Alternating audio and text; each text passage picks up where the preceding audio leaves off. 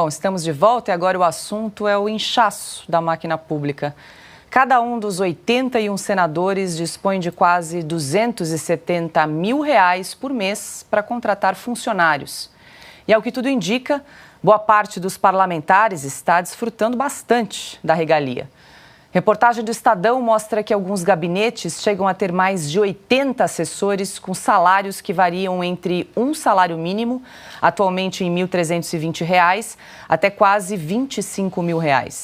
É o caso do senador Eduardo Gomes, do PL de Tocantins, que aparece no topo da lista com 82 assessores. Gomes é seguido por Rogério Carvalho, do PT de Sergipe, que tem 77 pessoas em seu gabinete em Brasília e no escritório de apoio em Aracaju. Randolfo Rodrigues, senador pelo Amapá, ocupa a terceira posição entre os gabinetes mais inchados, com 67 assessores. Omar Aziz está bem próximo de Randolfo. O senador do PSD do Amazonas conta com 64 servidores comissionados.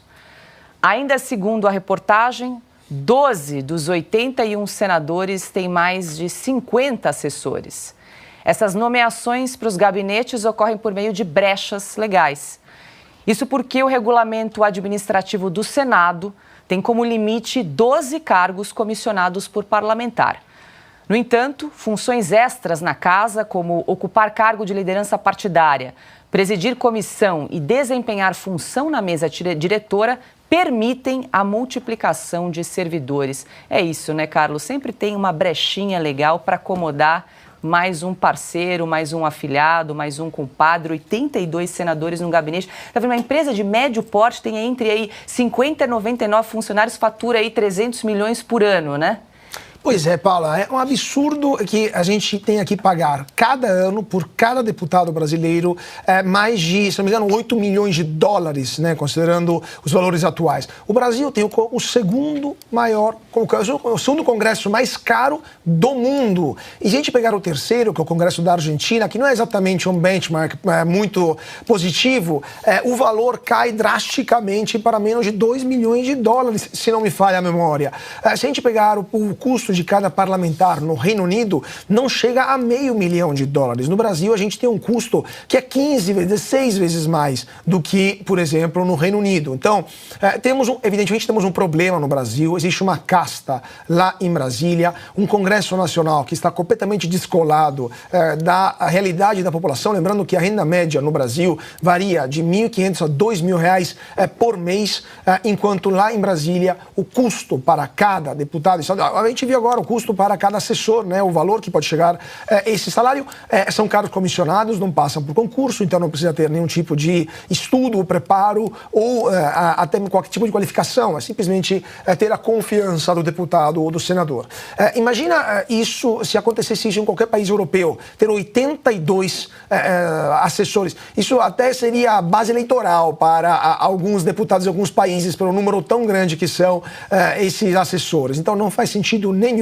O próprio fato de Brasília estar longe dos grandes centros brasileiros, São Paulo, Rio, Belo Horizonte, ou a cidade do sul do Brasil, demonstra que é um fator, né, que descola a realidade da vida, né, das pessoas habitantes de Brasília, do pessoal que trabalha no governo, no legislativo ou no judiciário, e isso acaba levando a esses absurdos. E lembramos também, e termino, Paulo, que durante a não tão gloriosa presidência do Eduardo Cunha no Congresso Nacional, se chegou a cogitar em abrir mais um puxadinho, porque não cabia mais gente no Legislativo, no Congresso Federal, que por sinal é muito maior do que a maioria dos congressos do mundo, um puxadinho que ia custar, se não me engano, por volta de R$1 bilhão, ia ter um shopping, ia ter restaurantes, basicamente uma ilha feliz, uma Torre de Marfim lá em Brasília, e o resto do Brasil não precisa nem estar tão longe. Suficiente ir em cidades satélites de Brasília para ver que a realidade é muito diferente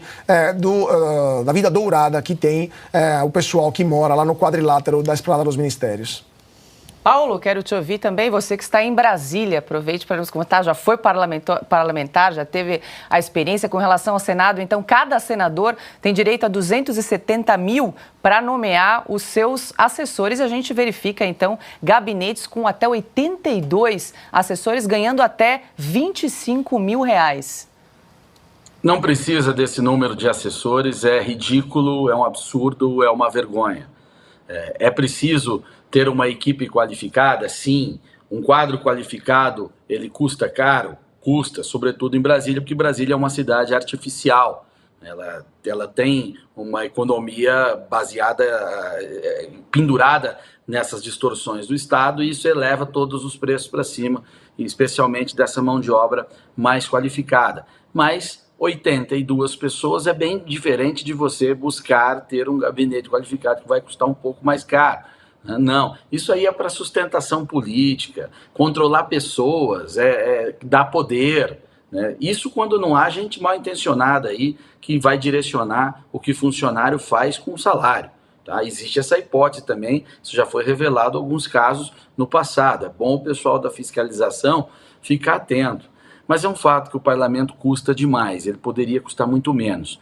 Agora, há algumas peculiaridades que é preciso explicar assim, para as pessoas que de fora parece uma coisa e nem sempre é.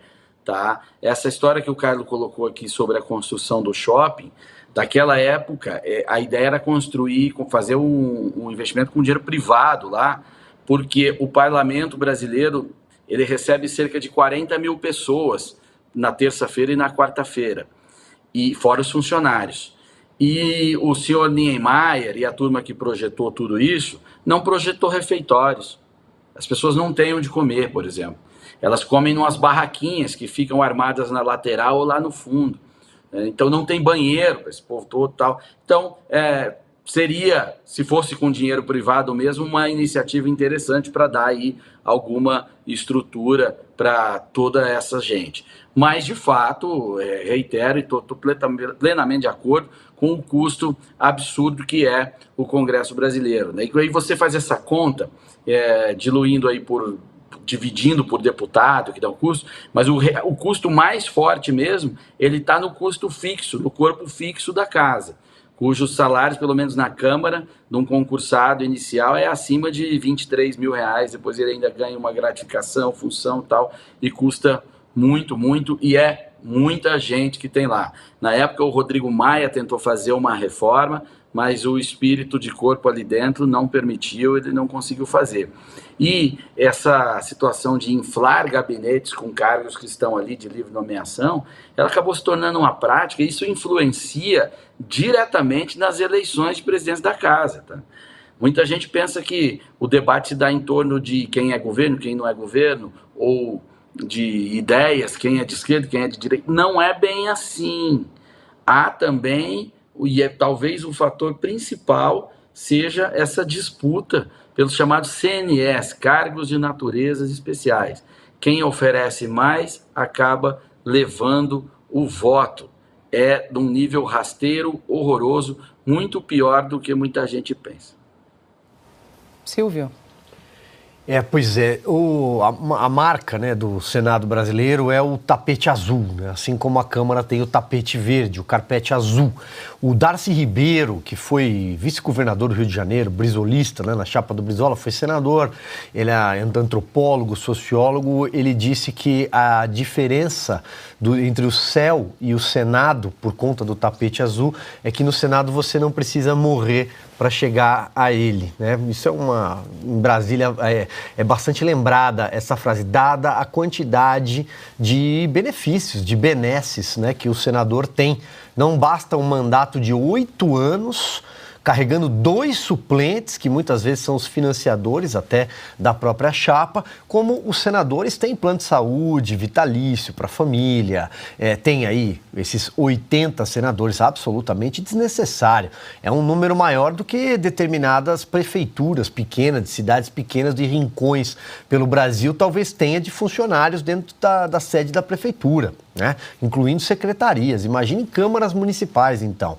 É um verdadeiro absurdo, repito, desnecessário, mas faz parte daquilo que é uma espécie de carreira, ser senador, né? Claro que tem exceções, claro que tem alguns bons nomes, bons quadros no Senado brasileiro e outros que acabaram não conseguindo se eleger, mas a maioria, e digo por convicção, a maioria que está lá por carreirismo.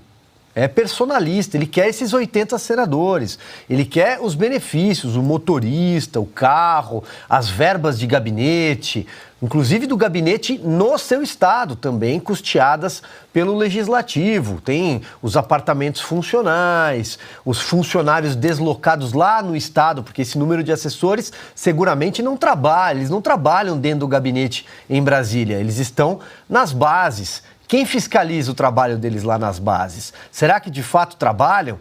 Por isso, o nosso noticiário, historicamente, conta com funcionários fantasmas em gabinetes do Senado. Sem contar o nepotismo cruzado. Determinado senador emprega o cunhado, o primo de um outro senador, e aí a recíproca é verdadeira, porque eles não podem nomear no próprio gabinete, mas está cheio de casos. A internet tem aí uma verdadeira coleção no nosso passado. E aí a gente se pergunta, mas qual é o papel, né, do Senado? Um dos papéis do Senado, por exemplo, é ser a casa reguladora do Supremo Tribunal Federal. Na nossa estrutura da Praça dos Três Poderes, como ela foi constituída, como diz a nossa Constituição, o freio democrático para eventual abuso de um ministro do Supremo Tribunal Federal é o Senado. Mas nunca aconteceu de ser pautado um único pedido de impeachment contra um ministro do Supremo. Contra, por exemplo, o ministro Alexandre de Moraes, no passado são 80 pedidos. Nós temos um que está lá em alguma gaveta perdido do senhor Rodrigo Pacheco, presidente do Congresso Nacional, contra o ministro Luiz Roberto Barroso. E só nós, aqui na Revista Oeste, lembramos e não vamos cansar, nós não vamos descansar, que ele participou de um evento político partidário, sim, do PCdoB, porque o braço, a UNE, é um braço do PCdoB, estava ao lado do ministro Flávio Dino, que é um comunista, militante do PCdoB, mudou de partido por ocasião eleitoral, mas é do PCdoB, ao lado do senhor Orlando Silva, ao lado de outros políticos, e disse: nós derrotamos o bolsonarismo. Talvez na ação político-partidária mais escandalosa, porque foi fora, inclusive, do Supremo Tribunal Federal. Ele estava num evento em Brasília, subiu no palanque, afrouxou a gravata, microfone à mão, se sentindo à vontade, como se dissesse: quem e esse nós? Nós, eu sou como vocês que estão aí de baixo. Se sentiu em casa. E esse pedido não anda, porque o senhor Rodrigo Pacheco não faz andar. Como o senhor Davi Alcolumbre, seu antecessor, também não fez contra outros ministros, contra o ministro Dias Toffoli, ministro Alexandre de Moraes. Se a gente parar para pensar, o Senado poderia estar analisando a questão do marco temporal e não o Supremo, porque o Senado legisla, é uma casa de leis assim como a Câmara. O Supremo, até onde se sabe, deveria ser o Judiciário no Brasil, e não uma casa legislativa. A questão do porte de drogas, que o Supremo decide agora, também é uma matéria do nosso legislativo. Então, quando a gente se pergunta o que está fazendo ali o determinado senador, é justamente isso, porque o eleitor esquece de cobrar o seu senador. Os deputados, em alguns casos, ainda enfrentam nas bases determinada cobrança. Mas o senador, o eleitor esquece que votou nele e ele vai ficando lá. Ele vai ficando lá e gastando o nosso dinheiro. Lembrando que tudo isso também passa por uma absoluta desproporcionalidade no número de cadeiras. Um estado como São Paulo, da magnitude de São Paulo, eu não falo só por ser o centro financeiro do país, mas pelo eleitorado que tem. 1/4 do eleitorado brasileiro está aqui num único estado. Tem 3 senadores da República. Um, inclusive, é suplente neste momento, e eu tenho certeza que o eleitor paulista que estiver assistindo esse programa não sabe o nome do seu senador. Tenho certeza absoluta. Então, por que o Amapá, do tamanho que é o Amapá? Por que Roraima, do tamanho que é Roraima ou Acre? E aqui não estou desmerecendo nenhuma unidade da federação. Mas por que ter o mesmo número de senadores do que São Paulo, do que Minas Gerais, do que o Rio de Janeiro? Essa desproporcionalidade também ajuda a explicar essa aberração que a gente assiste financeira.